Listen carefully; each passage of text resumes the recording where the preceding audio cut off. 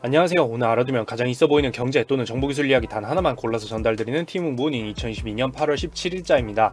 오늘 가져온 이야기는 세계의 중국 경기 침체 걱정이에요. 중국의 경제 성장률은 2016년부터 코로나 바이러스가 대유행하기 직전인 2019년까지 보면 2016년 6.8% 경제 성장, 2017년 6.9%, 2018년 6.7%, 2019년 6.0%를 이뤄냈었어요. 약 4년간 성장률이 6%를 상회했고, 많은 인구와 함께 세계의 많은 제품을 생산하는 공장이자 많은 제품을 소비해주는 시장으로서 국가 경제가 발전하면서 역할을 했었죠.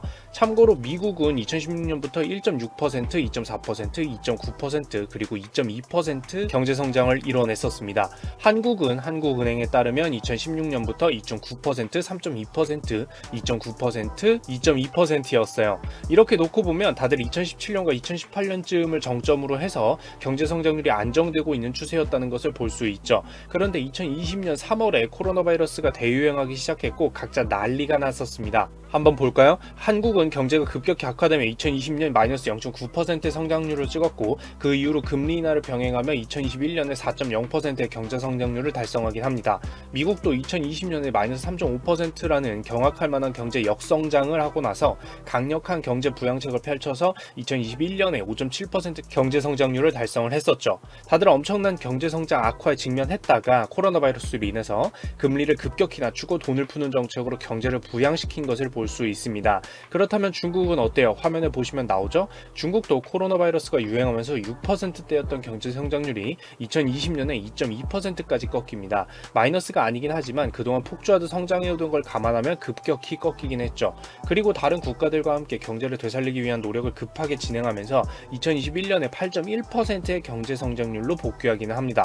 그런데 일이라는 게 그렇게 순탄할 리만은 없어요. 대유행은 했지만 경제 부양책 딱 펼쳐서 경제 성장되고 부작용 없고 할 수 있으면 인류 역사가 늘 평탄하기만 했겠죠? 하지만 돌아보면 그렇지 않잖아요. 왜일까요? 100% 완벽하게 컨트롤할 수 있는 것은 없기 때문이고, 각 국가마다 처해 있는 상황도 조금씩 다르기 때문입니다. 첫째로 코로나 바이러스는 끝나지 않았습니다. 대부분의 국가가 그렇긴 하지만 중국 같은 경우에는 조금 더 다른 정책을 펼치고 있기 때문에 이걸 겪어내는 게 좀 달라요. 중국은 최근에도 이 코로나 바이러스를 완전히 막기 위해서 도시 내 봉쇄를 심심치 않게 하고 있어요. 하이난이라는 중국의 휴양지 섬은 최근 코로나 바이러스를 막기 위한 봉쇄 정책으로 지난 8월 6일에 예고도 없이 봉쇄를 진행을 했고요. 관광객만 도합 15만 명이 갇혀 있는 상태가 되어버렸습니다. 한국인도 약 20여 명 이상 갇혀 있는 것으로 알려져 있어요. 이 봉쇄라는 것은 도시 기능을 완전히 마비시키기 때문에 여러 제품의 생산, 이동뿐만 아니라 소비까지도 줄이게 됩니다. 모두 다 경제에 치명적인 것들인데, 이번에는 하이난이라는 휴양지의 경우였지만 상해와 베이징 같은 곳이 봉쇄되는 경우에는 많은 공장과 유통 그리고 도시의 소비까지도 죽어버리는 결과를 만들게 돼서 전 세계가 신경 쓰고 있는 도시 봉쇄 정책이었어요.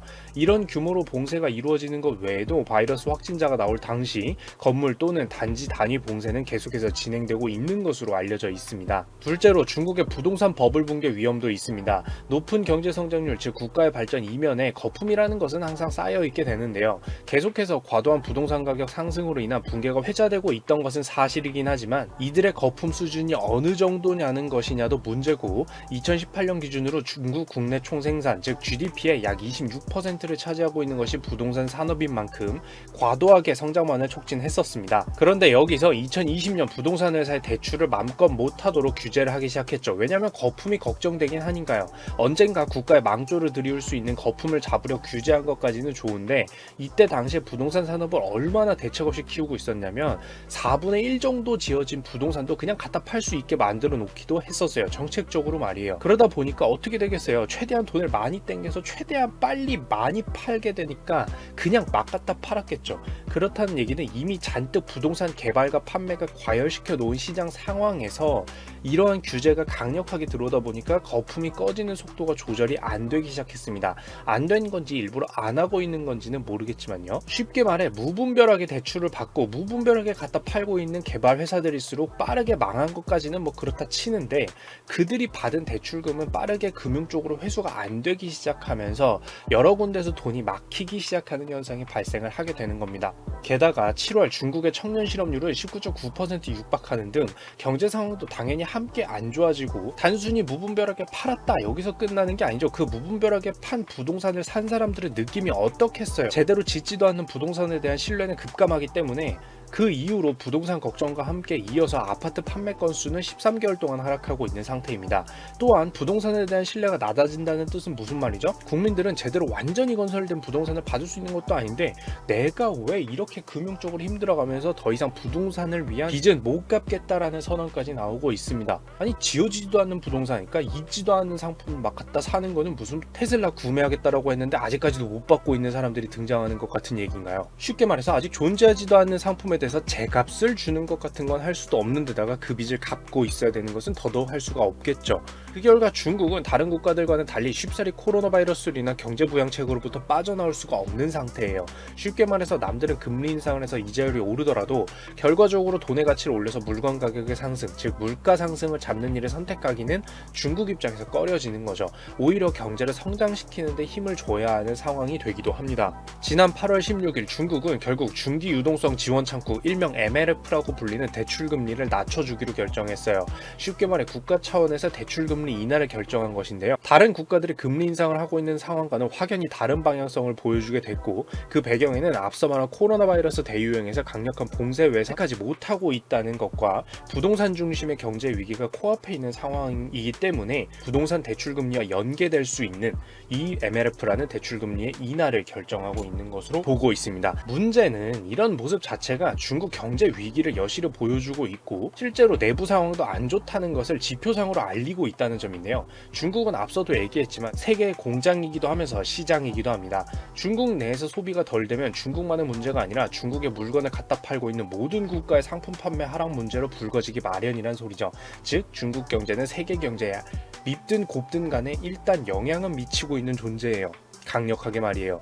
그렇다면 상품을 생산하는 많은 국가들의 기업들이 상품을 제조하는 데 들어가는 재료, 즉 원자재를 덜 사용하게 되겠죠? 왜냐하면 덜 팔릴 상품을 많이 만들어내면 망할 테니까요. 그리고 그 상품을 옮기는 데 들어가는 에너지 자원도 덜 소모하게 됩니다. 결국 최근 모든 원자재들과 원유 가격 하락은 물가 상승을 줄이는 데 도움이 되어 보이긴 하지만 사실 세계적인 경제 위기가 중국의 소비 하락과 함께 가시화되면서 눈에 보이면서 나타나고 있는 나쁜 원자재 가격 하락으로 보이고 있다는 점이에요. 예를 들어 원유 가격 같은 경우에는 2개월 연속으로 최종 30%의 가격 하락을 보였는데요. 이건 결국 앞서 말한 것처럼 더 이상 소비가 과거처럼 되지 않을 테니까 기업들이 에너지 소비를 줄이면서 나타나는 현상이라는 거죠. 그러니 밉든 아니든 모든 것이 맞물려 있는 세계 경제 상황에서 유심히 지켜볼 수밖에 없는 한 국가의 금리 인하 결정 상황이라고 볼 수 있겠습니다. 그리고 개인적으로는 또는 이들이 눈을 돌리기 위해 다른 국가를 공격한다든지 하는 다른 이슈를 만들려는 일이 벌어지지는 않을까 걱정되기도 하네요. 정리하자면 중국 경제 상황은 현재 코로나 대유행으로 인한 도시 봉쇄와 버블 붕괴 위협으로 좋지 못한 상황이고, 이는 대출금리 인하 결정이라는 세계와 반대되는 결정에서도 알 수 있는 부분이었습니다. 그리고 그 결과 경기 침체가 예상되면서 세계 원자재 가격 하락이 나타나고 있는 상황이라는 것이죠. 그게 결과적으로는 물가 상승 압력을 좀 줄이는 결과를 가져오더라도 어느 쪽이 더 강력할지, 즉 경제를 좋게 만드는 게 강력할지 안 좋게 만드는 게 강력할지 모르기 때문에 다들 예의주시하고 있는 국가라고 볼 수가 있겠습니다. 자, 여기까지 오늘도 있어 보이는 경제 또는 정보기술 이야기로 커피 한잔 즐기실 수 있도록 준비해봤는데요. 도움이 되었으면 좋겠습니다. 이상 티묵이었습니다. 구독과 좋아요와 알람 설정까지 부탁드리겠습니다. 감사합니다. 이 영상은 많은 시청자분들 덕분에 제작되고 있습니다. 여러분들 덕분입니다. 감사드립니다.